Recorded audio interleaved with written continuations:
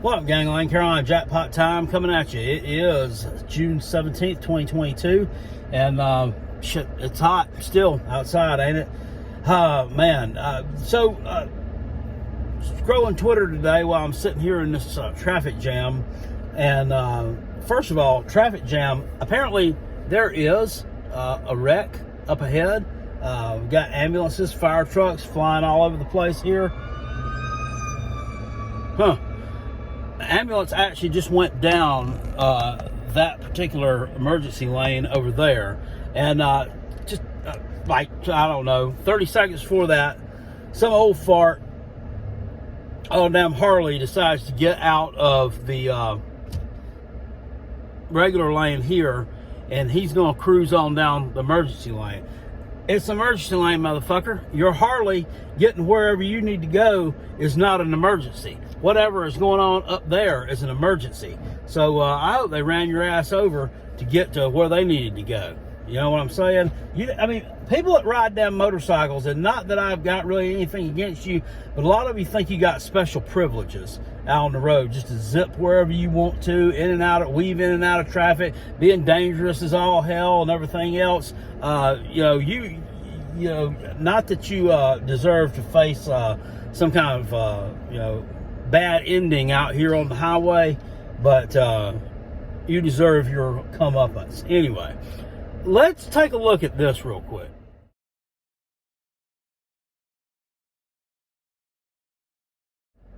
So this is a different kind of rating system that I've ever seen before, and it's kind of interesting. It's over at K Ford Ratings on Twitter, or it might be at kfordratings.com.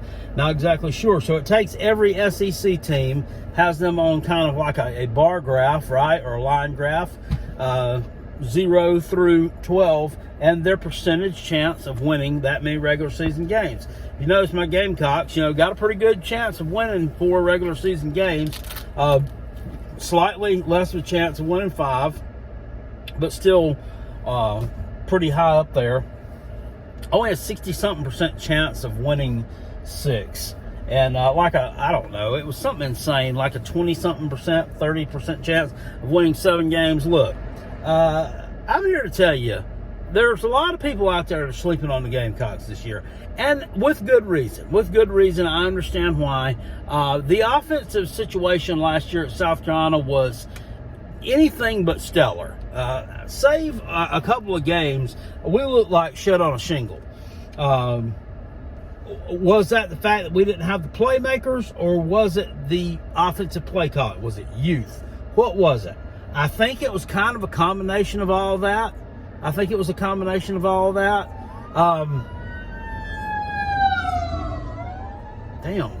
this year's offense is going to be probably the most improved unit in the SEC, just bar none. And that's not just the quarterback position. You're bringing in a 1,000-yard rusher in Christian Beal Smith at running back. Yeah, I know he played for Wake Forest. Wake Forest played against some decent defenses as well.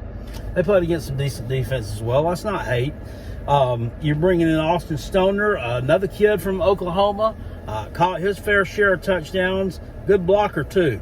And then there's more development in the backfield.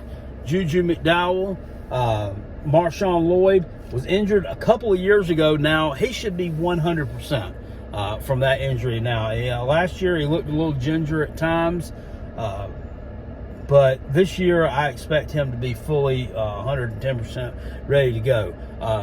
On the receiving core, I mean, you're bringing in this kid from James Madison is going to bring a hell of a damn 1-2 punch with this kid from Arkansas State that we've also brought in. And then you bring back Josh Vann.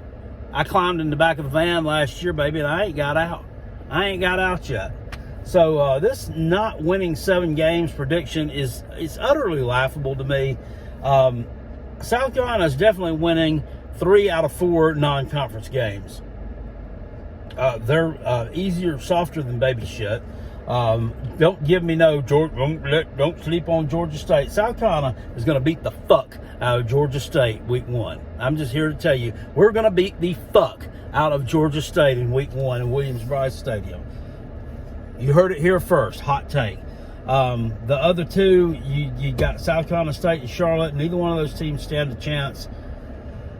Now, why does Carolina Jackpot think we're going to win at least 7 games? I mean, the SEC schedule, it is what it is. You got Vanderbilt at home or on the road. That's going to be a win. South Carolina will continue their dominance over the Commodores. Unlike another team in the state of South Carolina, we win our games against Vanderbilt. And then you've got Missouri. South Carolina shit the bed against Mizzou last year, bar none. That was one of the worst performances all year. And this year, you won't see a repeat of that. So, there's 5 wins right there. South Carolina, we travel to Arkansas. I don't know. I think a lot is being made of Arkansas. They were a good team last year. How are they going to be this year? They're not sneaking up on anybody. You're not sneaking up on anybody. I just don't know about Arkansas. That could be kind of a feather in the cap win for Shane Beamer if he can go out there and get it. It's a tough place to play. It'll definitely be an underdog. But I wouldn't sleep on that one. The Kentucky and Tennessee games are, honestly, the Kentucky game is a tougher one to me, just being that it's on the road. Not really besmirching Tennessee, but I'm still just not sold on them yet. I'm not sold on them. Their defense was an absolute sieve last year, and they tell me, oh, well, we've added some pieces this year. You've added, yeah, well, you have, but don't you still have the same defensive coordinator? I'm just saying, I'm not sold on them being a team. I know they're going to be able to put up some points, but I'm also not sold on them being able to stop anybody. And as far as the streaks, the streak games, the streaks,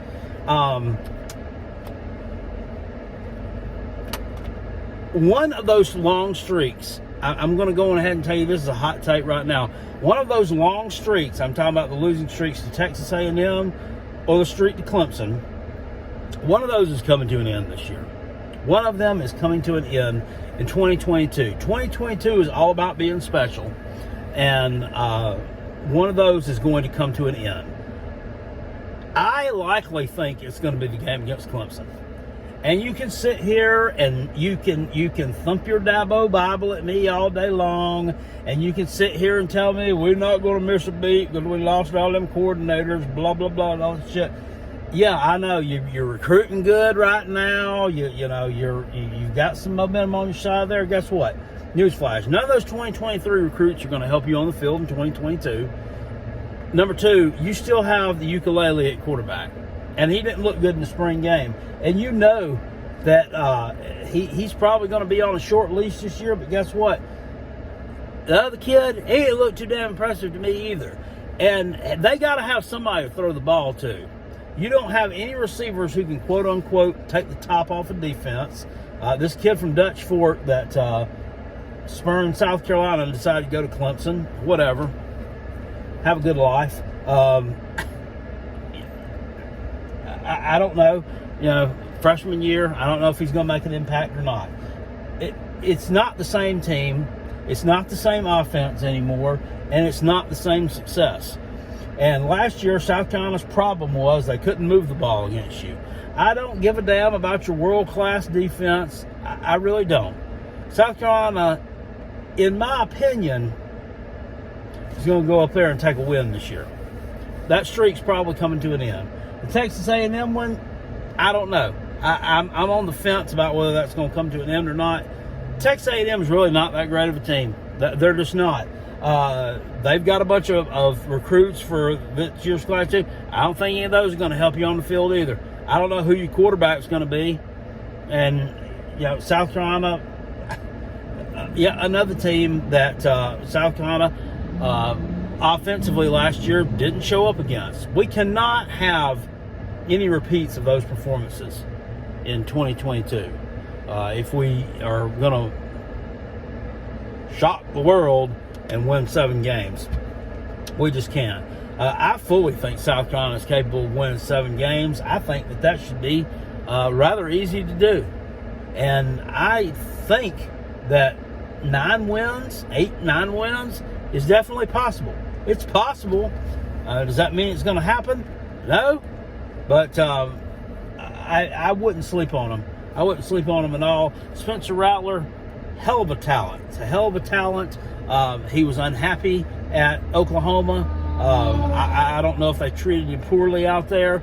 I just don't know really what happened with him out there in Sooner Country. But it's a new day for him. And according to Shane Beamer, Spencer is very, very, very, very, very, very, very, very, very, very, very, very, very grounded. That's what he told us about it.